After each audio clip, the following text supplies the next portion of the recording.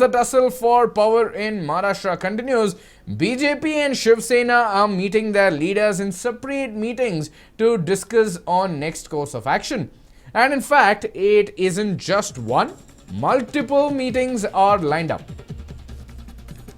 While one meeting, that of the BJP core team, ended, another meeting of the MLAs is scheduled to be held at 4 pm. The BJP MLAs will eventually meet the governor this evening. So we will have to see how the entire decision or what decision the BJP will be taking, on what grounds, and how they will be accepting to all of the demands of the Shiv Sena. Now, Shiv Sena has been quite vocal. They have been quite stern on their stand, and they are reaffirming that the 50-50 power sharing formula has to be followed, and that has been their demand even before the election took place. Well, for more on this, I'm joined in by my colleague Adarsh live from the newsroom. Now, Adarsh, what we'll have to see is that it has been week-long, 15 days that the elections have taken place, and we have seen how the tussle is just growing by the day, and how Shiv Sena is not budging, the BJP is not ready to accept to their demands. So today will hold, the meetings which they're holding will hold utmost importance in going ahead and forming the government. So what are the meetings about, and what has been decided, if anything has been decided as of now? Well, Suraj, before we even touch this subject, there should be one disclaimer that should be laid out very loud and clear, out loud. And that is, it's the common man, it's the PMC depositors, it's the farmers who are suffering in this tussle, in this power tussle, in this battle of egos, in this battle of nerves that is taking place right now in Maharashtra, which has in fact moved elsewhere also. You also have Congress MLAs being stationed in as far as Jaipur. In fact, Rajasthan is a Congress ruled state, so they've in fact taken all of their MLAs, 44 of them, to Jaipur. In fact, that's one of the latest bit of updates that we're getting in. We're also given to understand that Mallikarjun Kharge has gone ahead, met these Congress MLAs in Jaipur to discuss the impasse that has been created in Maharashtra, the political slugfest that is really underway. But again, coming back to the subject, it has really panned out to such an extent that it is now looking very, very dirty.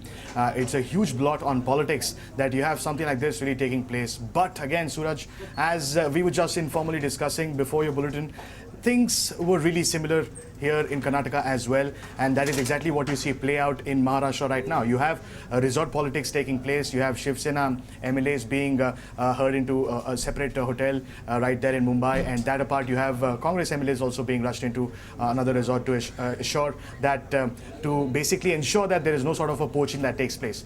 But again, coming to the specifics of this entire matter, of the entire power tussle. Now, there is one thing that is clear. Devendra Fadnavis has tendered his resignation. That essentially means that the ball now is in the governor's court, Governor Bhagat Singh Koshyari. He has a couple of options up his sleeve. Again, that's the constitutional the law that provides him those options, and one of them happens to be calling the single largest party in the state, which happens to be BJP in this case, to go ahead and prove their majority on the floor of the house and form the government. So that is one thing that governor has already done. That's the option number one. If things do not work out, if BJP would not be able to prove their numbers on the floor of the house, then the governor has the second option of calling the second largest party, which is the Shiv Sena, to come ahead and try and prove their majority in the floor of the house. Now, the equation at this point in time somehow, in a sense, favors the Shiv Sena.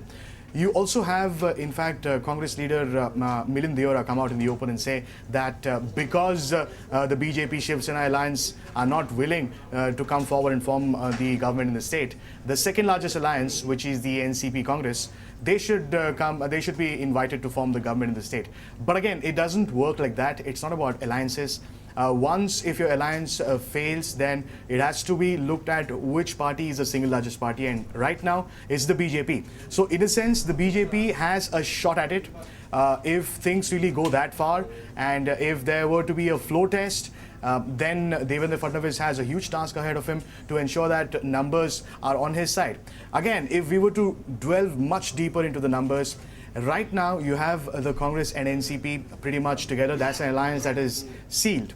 Now, if Shiv Sena were to up their ante and ensure that NCP or the Congress come on board with the Shiv Sena, if they were to start their backdoor talks, then they could really form that alliance. Again, we have the equation that we've been playing out constantly as to how you have Congress plus NCP plus Shiv Sena well past the magic number. That may as well be possible, despite the fact that you have NCP chief Sharad Pawar come out in the open and say that no, we have the mandate to sit in the opposition in Maharashtra. We cannot be in power, and that's what the people's wish is. That's what Sharad Pawar has said. But now, looking at the imbroglio, looking at the state of affairs in Maharashtra, anything could really happen.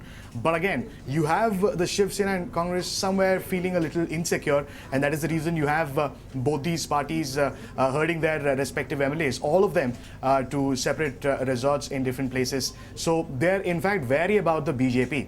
Now you have BJP on the other hand, given the fact that the governor has called them, invited them to form the government, they are really busy in their own meetings, in their hectic parleys that have been underway. We've in fact had a core team meeting just conclude, and Sudhir Mungantiwar, the very vocal former finance minister of Maharashtra, he came out and said that this was just one of the meetings that we had. There will be another meeting that will be held this evening amongst the MLAs. So you have all the BJP MLAs very much in Maharashtra. They're not anywhere. They're very confident of their allegiance to the Saffron party. So absolutely, they will all be meeting once again, and they will also be meeting the governor towards the evening to really discuss as to how to really take matters forward. Suraj.